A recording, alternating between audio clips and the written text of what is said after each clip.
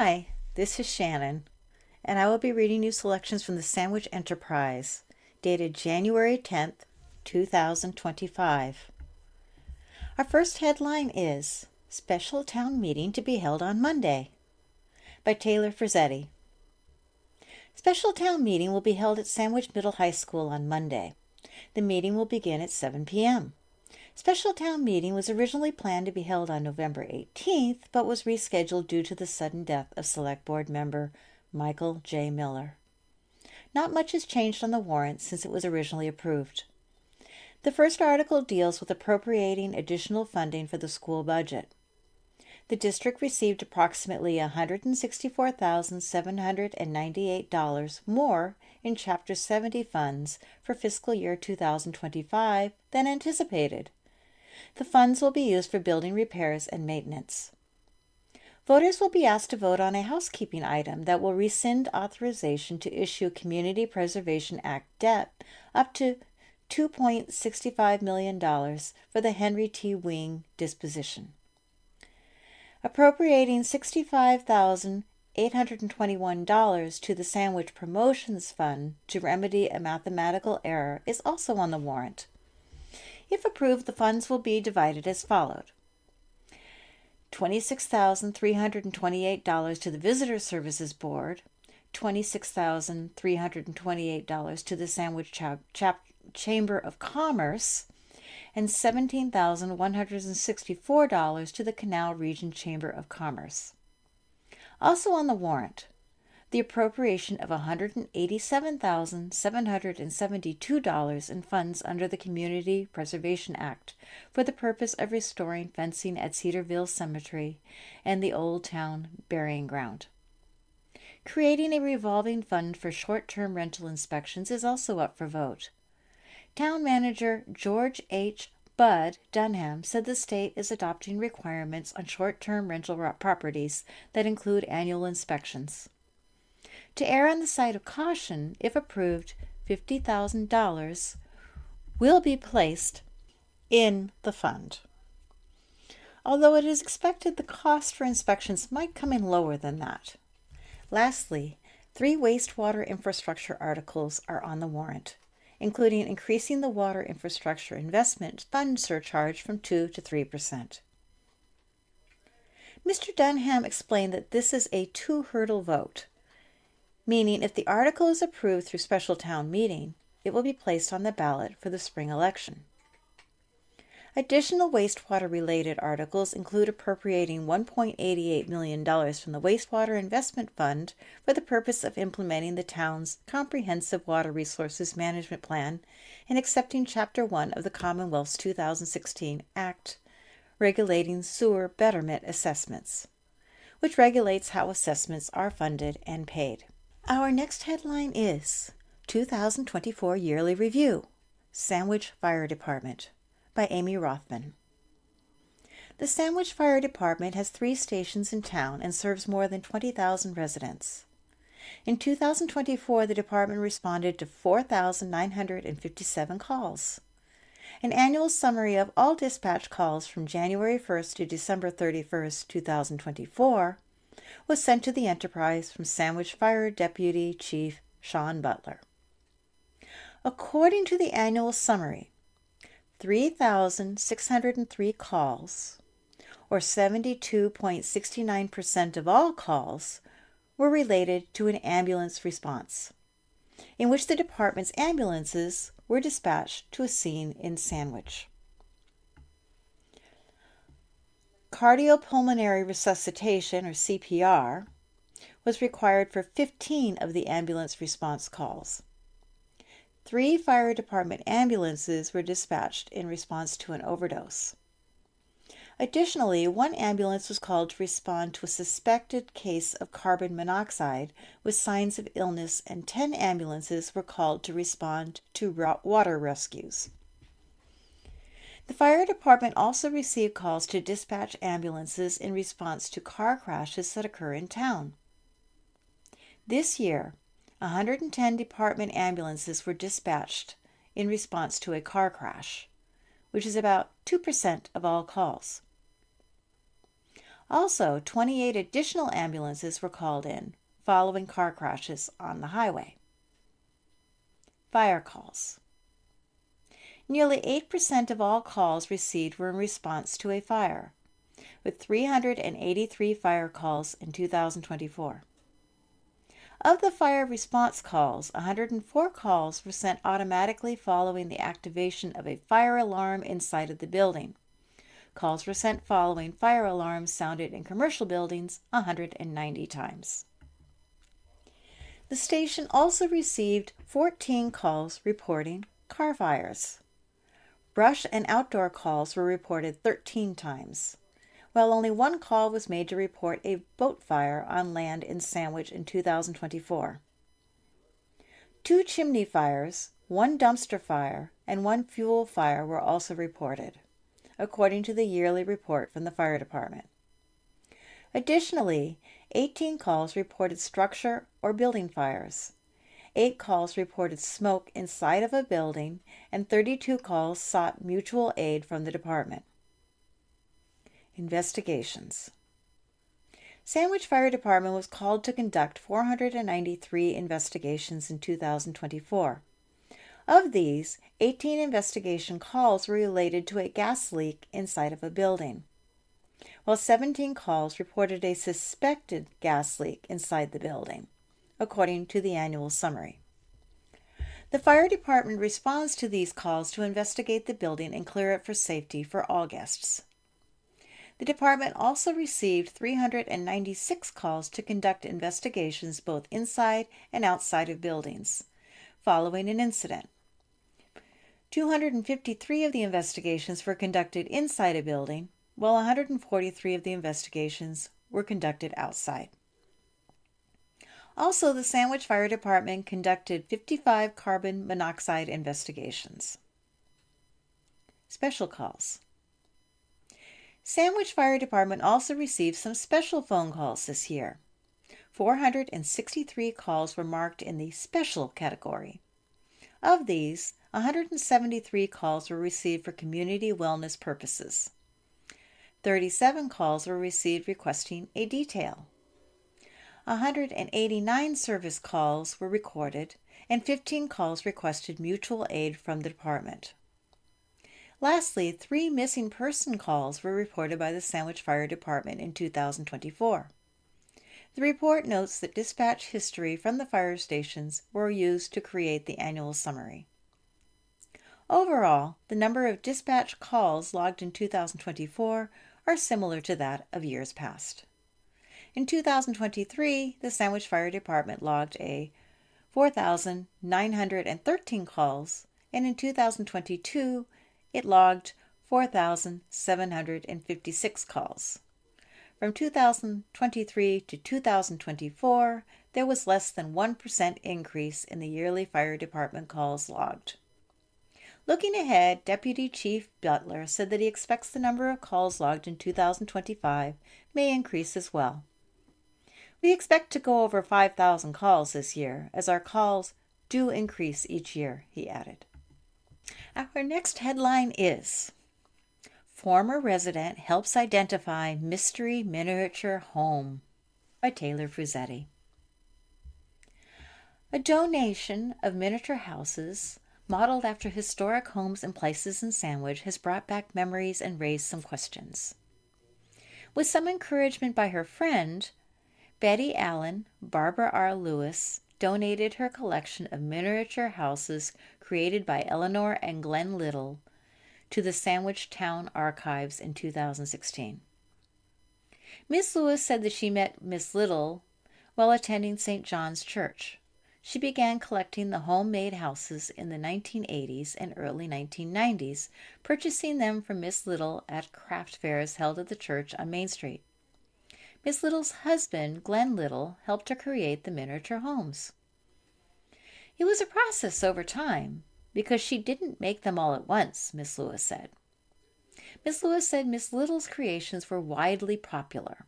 Lines of people, 5 across and 8 deep, stood in front of Miss Little's table, seeking a little house of their own. Due to her respect for Miss Little's work and the popularity of her creations, Miss Lewis collected a model of each of the historic locations.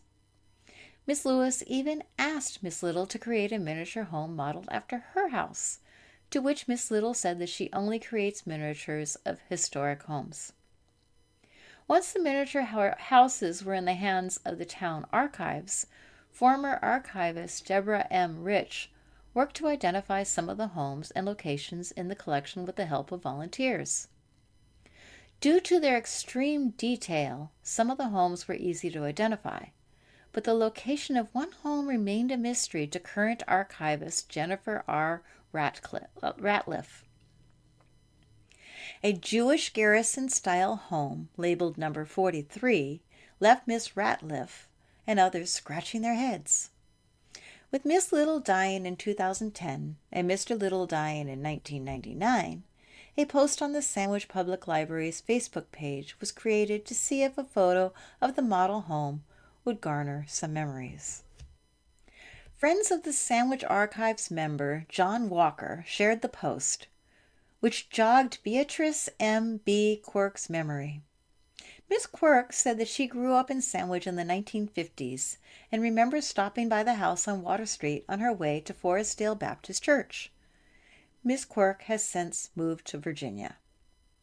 She said the family that would take her to church also picked up a little girl who lived in the home, who she remembers as Bernice Rueda. Miss Quirk said that the Rueda family called the house at 11 Water Street home until about the mid-1950s, when it was destroyed in a fire. She said that after the fire, she believes Bernice and her mother moved to Boston. To help verify that the model home represented the home on Water Street, she asked her friends Frank Guilfoy and Linda Crocker if they thought the model home resembled the Ruda's house, and they agreed with her. Miss Radcliffe said that there are 2 parcels on 11 Water Street, and that it is likely the home once stood in the now vacant rear lot. Miss Radcliffe said that the town archives is interested in any photos of the Water Street home or articles that could help further identify the identity of the house. The miniature homes are on display in the McKnight Room of the Sandwich Public Library.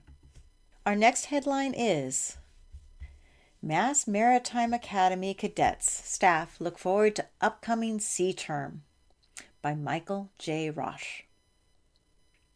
When the Massachusetts Maritime Academy's new training ship, Patriot State, embarks this weekend for the college's annual sea term excursion, it will be Seaman First Class Eric Mayer's 3rd time taking the trip to the southern waters of the Caribbean. The senior cadet said putting behind him the polar vortex that has engulfed the Northeast as a plus. The 21-year-old from Cranberry, New Jersey, is a marine transportation major who hopes to ship out and sail somewhere in Europe once he graduates from Mass Maritime Academy. Ironically, he is the only member of his family with an interest in a life on the water. That desire, he said, is why he chose to attend Mass Maritime. I just was always interested in shipping out and seeing the world, exploring, he said. This is more like my passion. During a tour of the Patriot State this week, Cadet Mayers said that of the 2 previous sea terms he's been on, his freshman year was the more memorable, primarily because it was such a new experience. Asked if he had any special memory from that first trip, he recalled the opportunity for him and his fellow cadets to unite. Just being all as one together with my fellow shipmates and getting that passion and all of us just learning and growing together as equals is what he said he remembers fondly. The Patriot State will leave Mass Maritime Academy's Buzzards Bay campus on Saturday, January 11th, with just under 600 cadets on board. It will spend 6 weeks at sea, returning on Sunday, February 23rd, after making stops at 4 southern ports: San Juan, Puerto Rico, Charleston, South Carolina, St. Thomas in the U.S. Virgin Islands, and a final stop in Tampa, Florida. Cadet Mayers recalled that all 4 are the same ports he visited during his first sea term as a freshman. It's going to be a repeat of my freshman year, he said. except that this year I'm in more of a leadership role, so I can pass my knowledge down to the underclassmen. The Patriot State was officially turned over to the custody of Mass Maritime Academy and the Commonwealth of Massachusetts in October. The new ship is classified as a National Security Multi-Mission Vessel, NSMV, which means it was built specifically as a training ship. Unlike the T.S. Kennedy, the Academy's former training ship, which was built as a cargo ship and then converted to a training ship. The National Security Multi-Mission Vessel can be called up in times of emergency, such as during a hurricane. It can serve as a floating hotel for emergency response workers, or, given the increased size of the ship's sick bay, an emergency hospital for victims of a disaster. One of the key features of the new ship is that it is referred to as the RORO deck, which is an acronym for Roll On, Roll Off. The RORO deck provides the ship with the ability to have multiple emergency vehicles, ambulances, supply trucks, roll onto the ship and then roll off upon arrival at its destination. Dr. Jeffrey Kukar is the medical director and academy physician at Massachusetts Maritime Academy, and the ship's doctor aboard the Patriot State. Dr. Kukar described the RORO deck as a game changer. You can drive 15 ambulances on board and then deliver them somewhere else, he said, adding that a field hospital can even be set up on the RORO deck. Cadets' medical histories are known by the ship's medical staff, and prior to boarding, students are educated about ways to keep healthy, such as the use of hand sanitizer, Dr. Kukar said. In addition to being able to address more common medical problems, such as illnesses and allergies, the medical staff must also be prepared to handle unforeseen emergencies, such as injuries from an explosion or fire, he said. During a stop inside the cavernous RORO deck, several freshman cadets spoke of the upcoming sea term and their decisions to pursue an education at Mass Maritime. Aiden Cree, 18, of Dennis, a marine engineering cadet at Mass Maritime Academy, said that he chose Mass Maritime Academy because he liked the concept of a regimented lifestyle, as well as the team building that comes with it, even though it was a bit of an adjustment. It definitely was something to get used to, he said, but it was cool being part of and looking at it. It is bettering you in any aspect. You care for more things, take more responsibility, and you can respect more things as well. Chilton Cabot, 18, of Concord, New Hampshire, is majoring in marine transportation. He said he learned about Mass Maritime Academy from a friend who attended the college and fell in love with the school. Cadet Cabot said he's done a lot of work on commercial fishing vessels and pleasure crafts. So when he heard about Mass Maritime Academy from his buddy, he said to himself, I got to come here. Similar to Cadet Chukri, he says that he appreciates the regimented lifestyle, which he called a huge attraction. Just being part of something bigger than yourself was huge, he said. You start to care about the little things. You start to care more. For Joseph Tolley, 18, of East Bridgewater, Mass Maritime Academy was the alternative to a traditional college experience that he wanted. The marine engineering student graduated from Southeastern Regional Vocational Technical High School in Easton and chose Mass Maritime Academy because it offered a way for him to use his technical knowledge. I've always been hands-on, he said. With marine engineering, I thought I'd be able to use all the things I learned. Marine engineering cadet Michael Culkins, 18, hails from Nantucket, where he said, he grew up on the water my whole life. He said he loves working on boats, and it is something he does every summer on the island. A couple of other Nantucket people have graduated from here. I love the school. I'm just getting started, though, he said, adding that he can't wait to get going on his first cruise.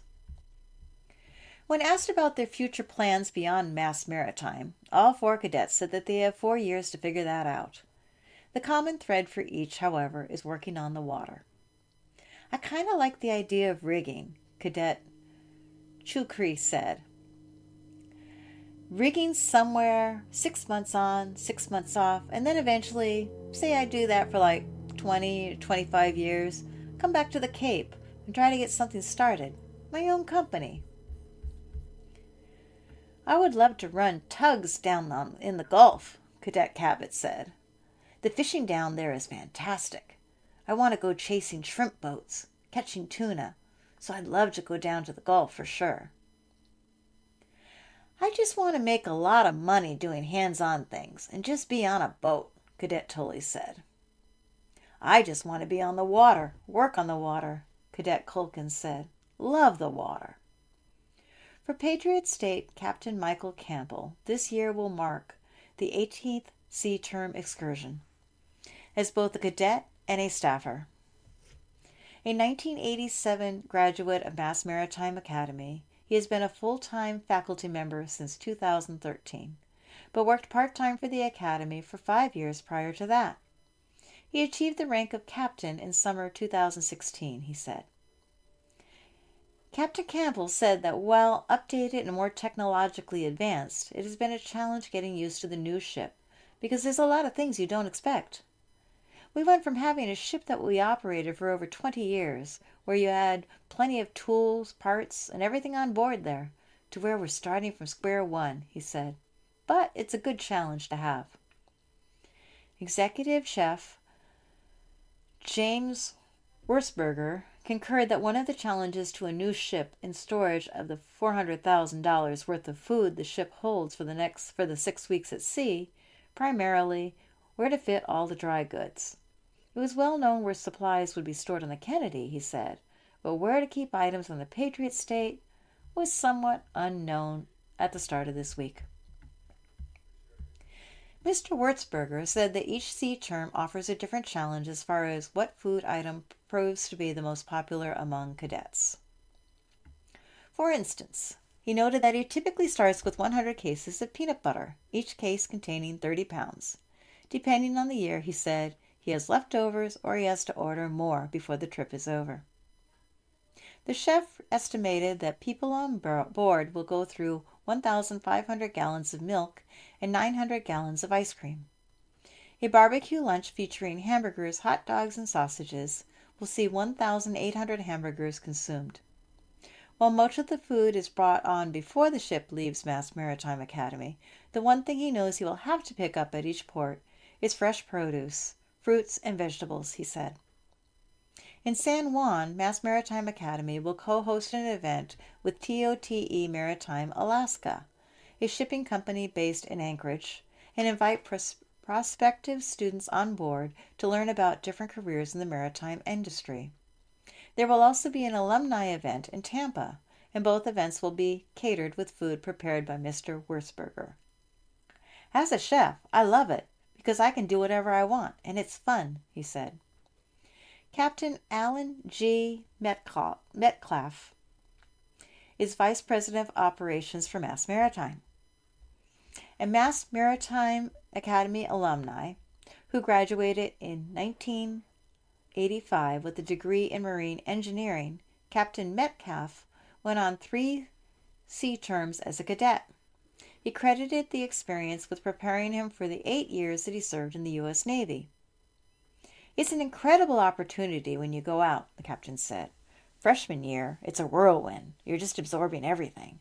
You have seniors that are helping you out. You have instructors, faculty, staff that are helping you out. And as you progress and go further into your degree, you get more and more responsibility.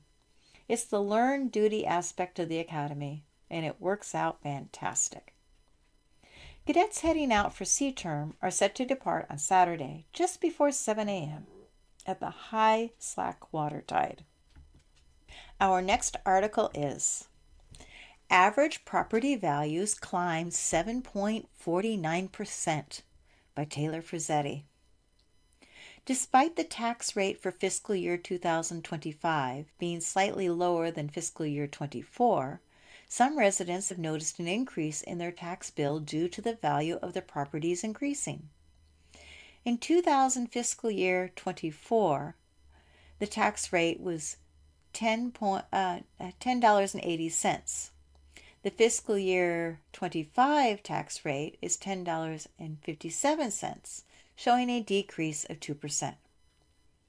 One common error that residents often make is to take the amount of their quarter 3 bill and multiply it by 4, leaving them to believe that their yearly bill has gone up more than it has, said Director of Assessing Ben Steit. However, Mr. Steit said that residents have already paid for 2 quarters, meaning multiplying the amount by 4 results in an inaccurate figure. Another factor in the increase is that property values have gone up as a result of a strong real estate market and new property growth. The town saw an increase in overall property value of 6.5% in fiscal year 25.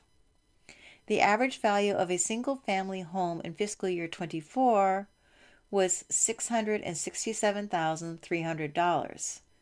In fiscal year 25, the average value of a single-family home is $717,300, an increase of 7.49%. The value of an individual property determines the portion of total taxes that the property owner pays. For example, if an individual's property value increased more than the town-wide average, their taxes would be proportionally higher. If the property value decreased more than the town average, that individual's property taxes will be proportionately lower. Mr. Steit said that the property values are determined by the market rates, meaning each home is compared to similar properties that are on the market. He said that for this particular fiscal year, the assessing department looked at sales data from 2023, meaning the values are not necessarily reflected in today's market. This year, the assessing department completed its 5-year certification process, which entails a deeper look into the procedures and ensuring that properties are being valued the correct way. Residents who have questions regarding their bills can reach out to the assessing department at 508-888-0157. Our next article is Sandwich Arts Alliance raffle winner donates giant to the Recreation Department by Taylor Frizzetti. Plans for a giant created by glass artist Michael J. Magyar to be placed by the skate park in front of the Center for Active Living are in the works thanks to one generous donor. C.L. Fornari won the raffle held by the Sandwich Arts Alliance for a custom giant during the Family First Last Night event on December 31st.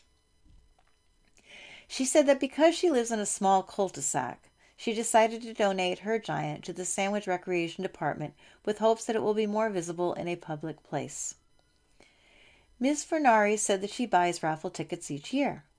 I never had any thought that I might win the giant, but I'm always happy to buy a ticket to support the Arts Alliance, she said. She said that she often takes her grandchildren to the skate park and has come to admire the park and the opportunity it gives kids to play outside. I'm always impressed with how kind the young people who use that skate park are to children of all ages and abilities and their amazing skill, Miss Fornari said. I just admire how all of the kids of all ages respect each other there, and so I wanted to celebrate that. Miss Fornari said that she reached out to Mr. Magyar to see if he's up to creating a giant related to skateboarding. Although a design is yet to be created, Sandwich Recreation Department Director Tricia C. McDonald says that she envisions a design that incorporates pickleball as well, such as a person in a skateboard holding a pickleboard paddle.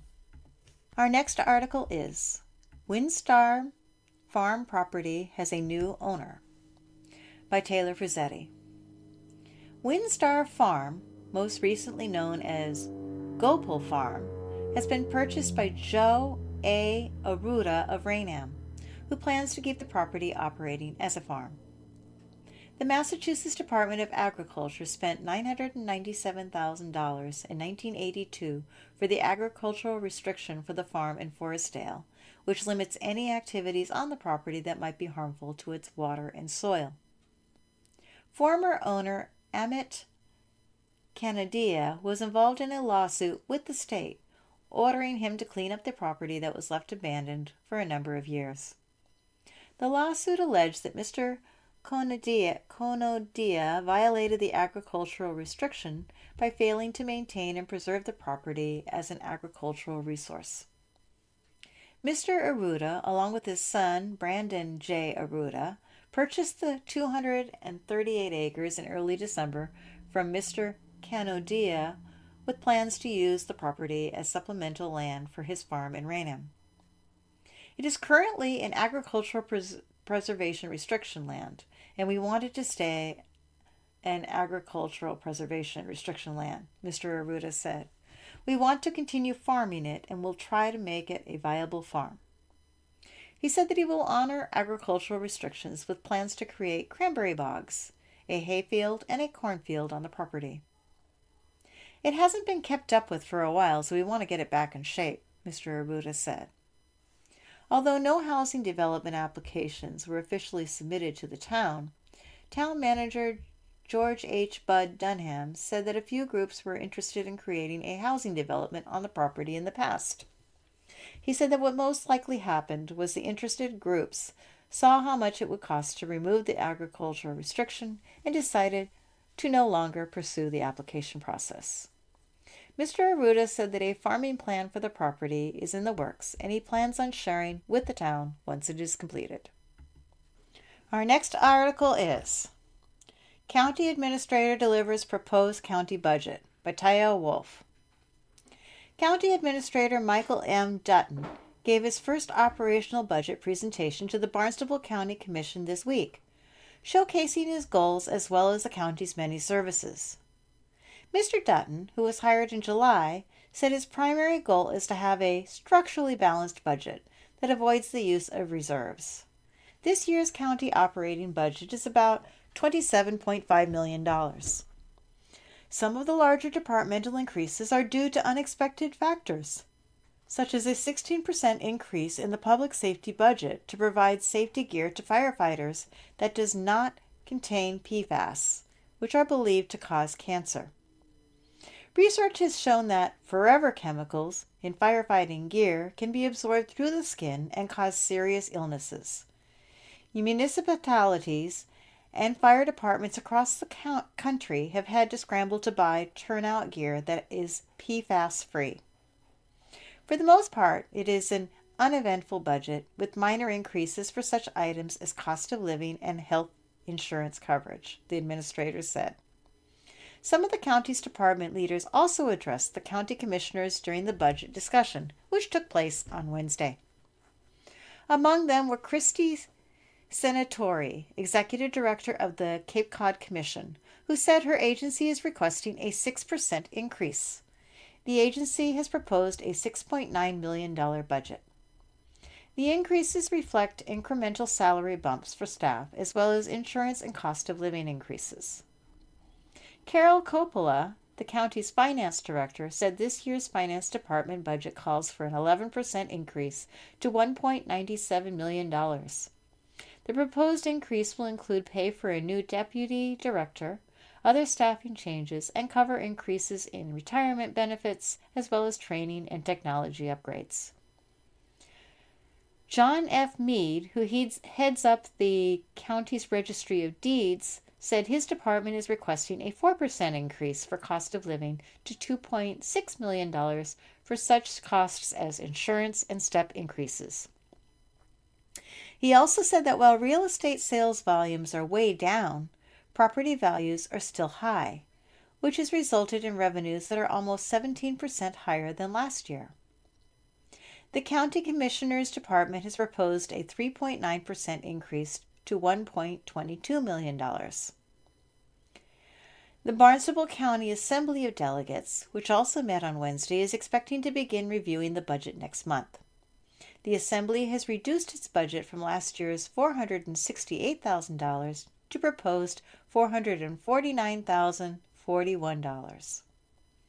Mr. Dutton also gave the Commission a timeline for the budget journey over the next few months. April 16 for County Commissioners to review proposed changes. Mid-April to the end of April for assessing the written budget report. May 7th for the Assembly of Delegates to adopt the budget, and June 1st for the Assembly to finalize the budget. Mr. Dutton's strategic goals include enhancing efficiency and developing policies on reserve usage. Budget assumptions account for personnel costs, fixed expenses, and non-salary expenditures, while revenue highlights anticipate adjustments in state reimbursements and county tax, he said.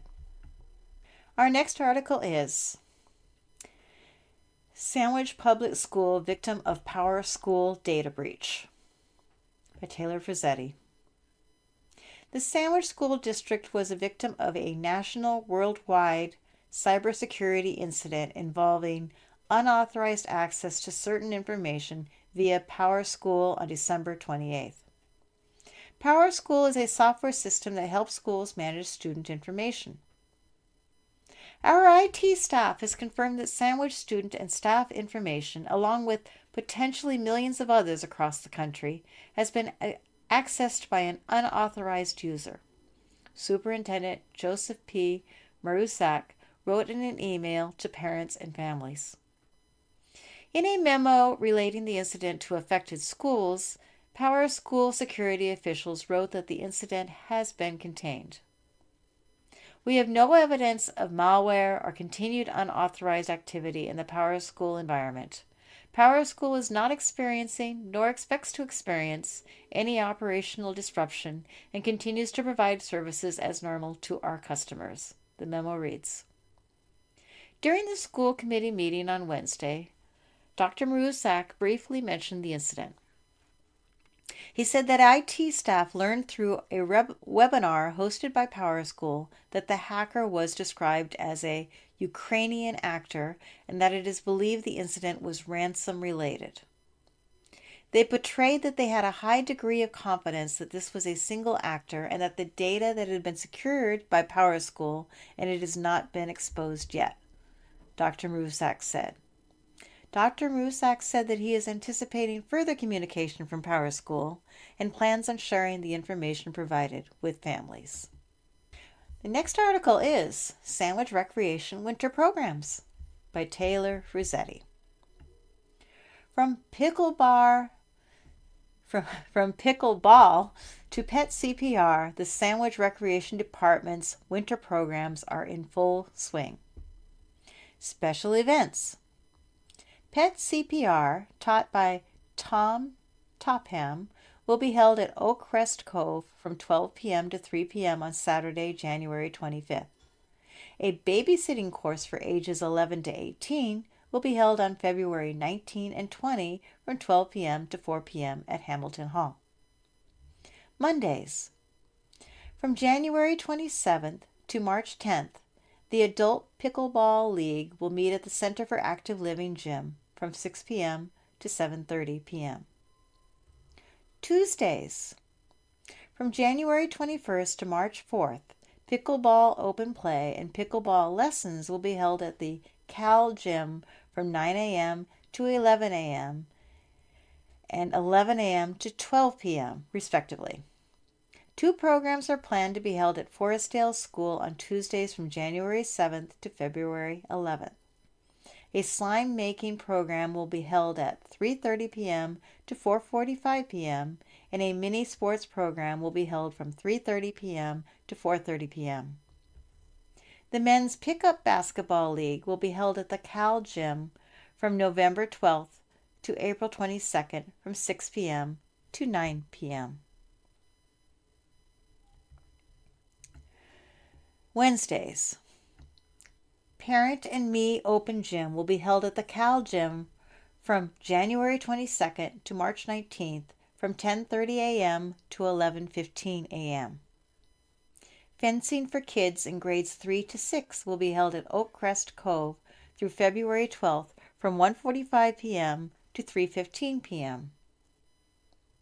Through February 12th, a volleyball program will be held at the Oak Ridge School for students in grades 3 through 6 from 1:45 p.m. to 3:15 p.m. An engineering program for students in kindergarten to grade 2 will be held at Forestdale School from 2:30 p.m. to 3:45 p.m. Futsal, an indoor soccer-like game for students in kindergarten to 6th grade, will be held at Forestdale School from 2:30 p.m. to 3:45 p.m. The program is scheduled to run from January 8th to February 12th.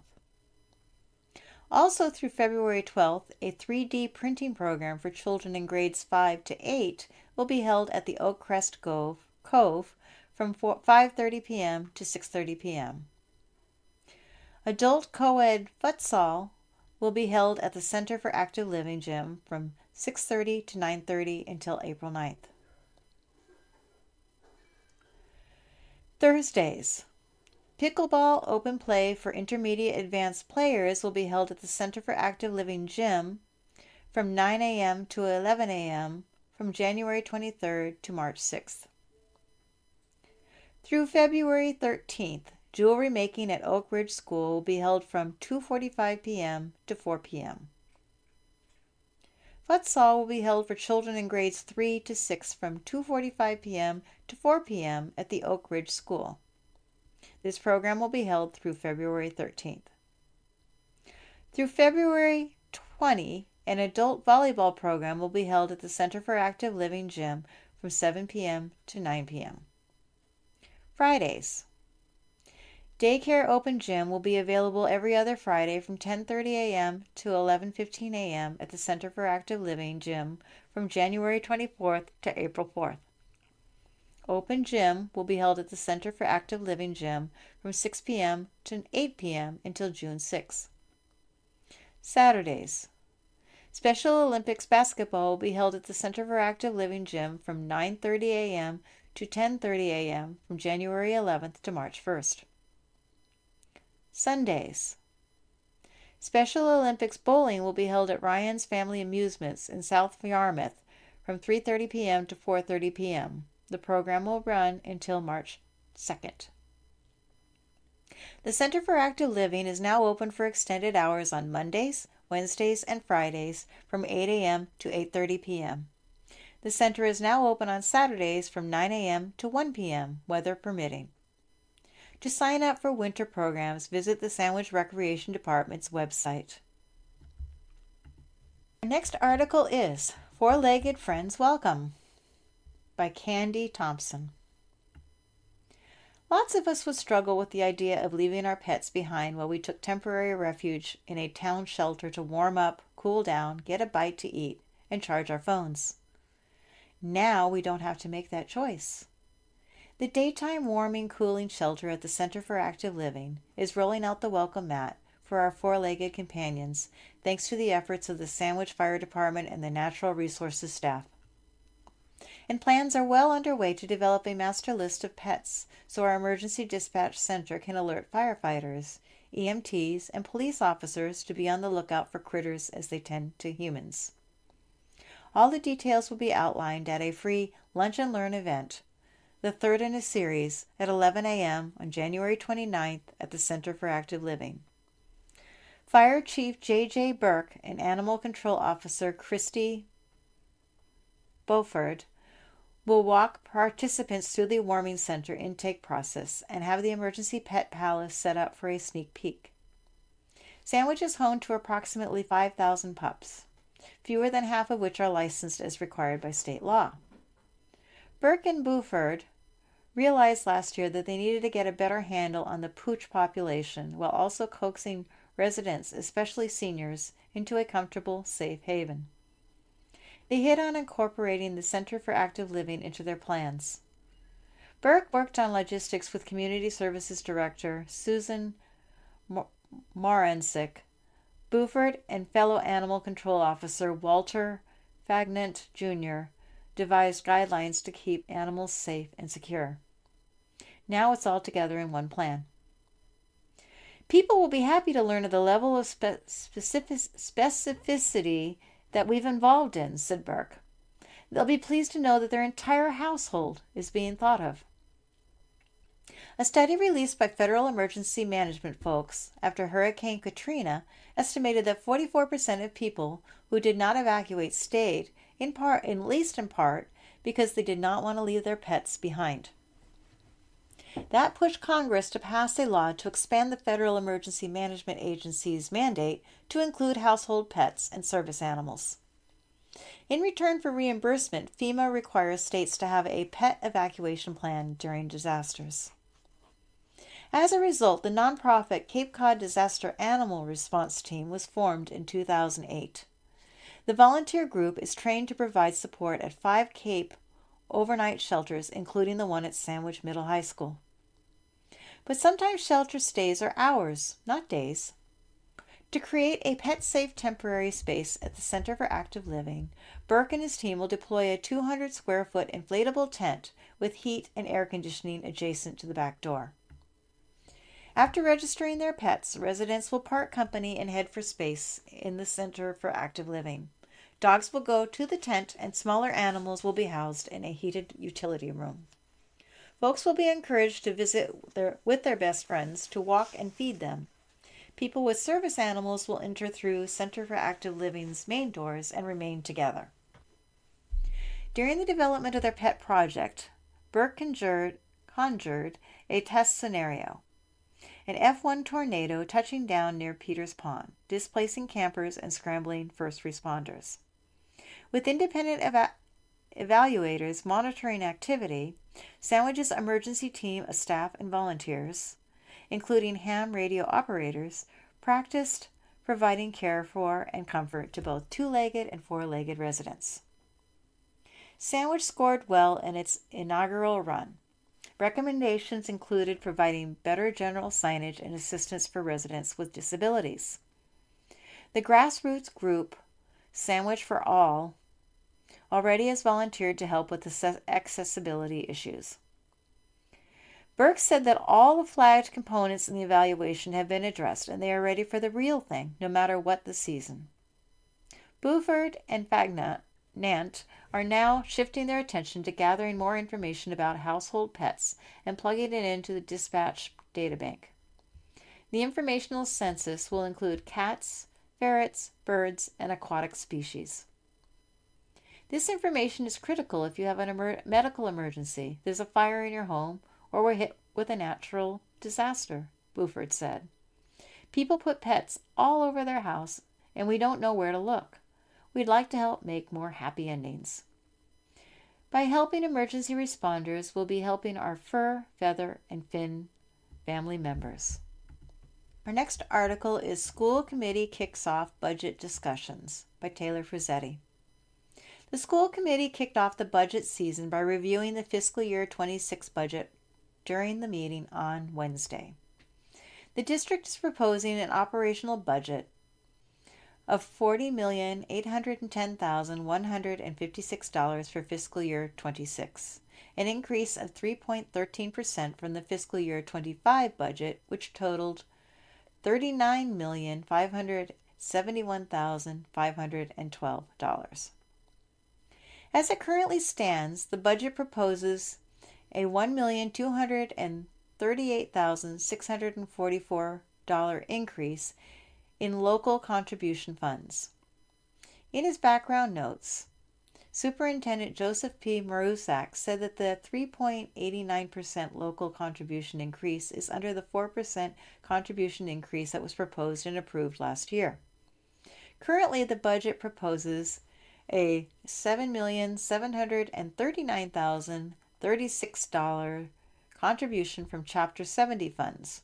However, Dr. Marusak explained that this number does not include the $164,798 additional fiscal year 25 Chapter 70 funding that will be voted on during special town meeting on Monday, January 13th. If special town meeting approves of the additional Chapter 70 funds, and the funds were to be added to the fiscal year 26 Chapter 70 fund, then the local contribution would decrease, then totaling at $1,073,846. The percent of local contribution funds would then drop to 3.37%. Forestdale School is proposing an increase of $310,566 from fiscal year 25 for salaries. In fiscal year 25, $4,557,307 was dedicated to cover salaries. For fiscal year 26, a total of $4,867,873 is proposed. When it comes to professional development and travel, Forestdale saw a savings of $2,500 because Principal Christopher Dentino chose not to attend the National Association Elementary Principals Conference this year. Forestdale is proposing a general supplies budget of $36,580 for fiscal year 26, keeping level with fiscal year 25's budget of $36,605. Mr. Dentino said that the funds will be put towards positive messaging via banners and signs throughout the school and inclusive tables and chairs. Oak Ridge School is proposing an increase of $257,679 for salaries for fiscal year 26 for a total of $5,814,331 for fiscal year 26. Oak Ridge School is proposing a decrease of $12,013 in terms of expenses from fiscal year 25 with a total of $125,322 for fiscal year 26. The school is also proposing an increase of $700 for office supplies. Principal Trish Hill said that the increase is a result of adding pickup patrol to help with the dismissal process. Oak Ridge is also proposing a $500 increase for printing costs for certificates and banners in an effort to celebrate student achievement. Sandwich Middle High School is proposing an increase of $162,766 for salaries compared to fiscal year 25, for a total of $8,224,264 for fiscal year 26. The Middle High School is proposing a budget for expenses totaling $252,037, resulting in a decrease of $34,483 from fiscal year 25. Sandwich Middle High School Principal Janine M. Nelson said that the majority of proposed increases in the budget are material related and the majority of the increases are a result of inflation. For example, a $3,100 is proposed for kiln repair and pottery wheel repair, and $2,395 for technology and computer science courses. The middle high school is planning on seeing some significant savings when compared to the fiscal year 25 budget. The savings include a decrease of $10,000 that was slated last year for the visit from the New England Association of Schools and Colleges, and a decrease of $9,675 due to the school purchasing new cameras for broadcasting last year. Across the board, the district is seeing savings when it comes to supplies for data processing and copier leasing due to Finance Director Michelle Austin and Director of Technology Bryce Harper renegotiating copier leases with a new supplier. When it comes to supplies for data processing, Forestdale will see a decrease of $16,500 in expenses. Oak Ridge will see a decrease of $22,000, and Sandwich Middle High School will see a decrease in expenses of $24,000. Savings of $40,000 across the district are due to the renegotiated leases and a decrease of purchasing copier machines. When it comes to salaries, the athletic department is proposing an increase of $18,732 for a total of $458,830 for fiscal year 26.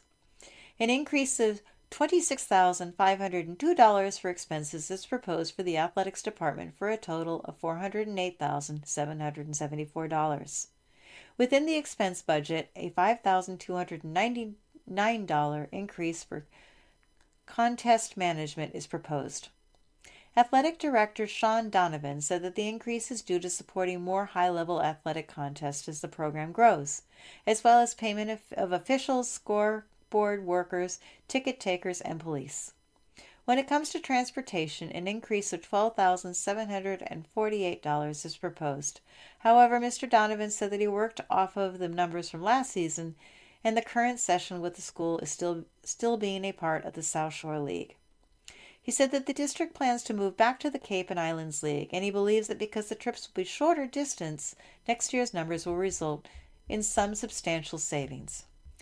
And now it is time for obituaries. Obituaries. Douglas R. Beaton. Douglas R. Beaton of East Sandwich, a cranberry grower and longtime volunteer, died on January 3rd. He was 82.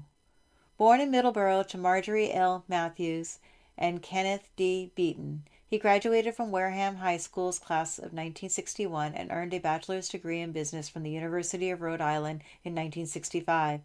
He moved to East Sandwich in 1972. Mr. Beaton was a local cranberry grower and served on the board of directors for Ocean Spray for 14 years. He was also president and owner of Eagle Holt Company, Incorporated. In 2001, he became one of the 3 owners of Edaville Railroad in Carver when it reopened for operation.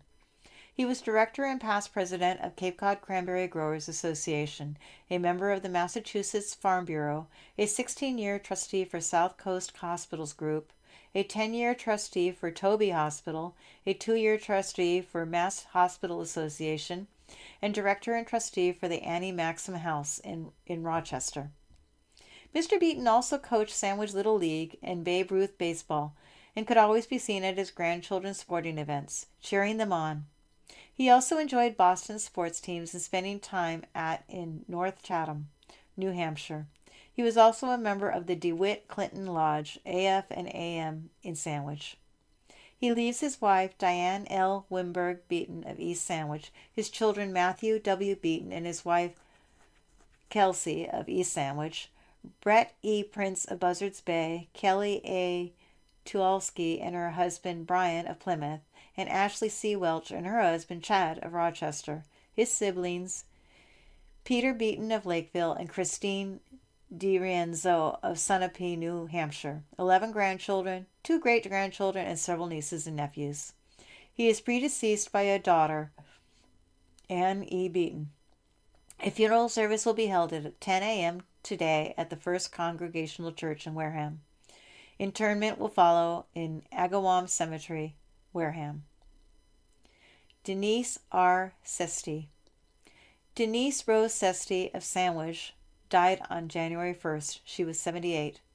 Born in Brooklyn, New York, to Elio and Anna Morazzo Rossi, she graduated from Lafayette High School in Brooklyn in 1964, the same year she performed at the World's Fair in Queens.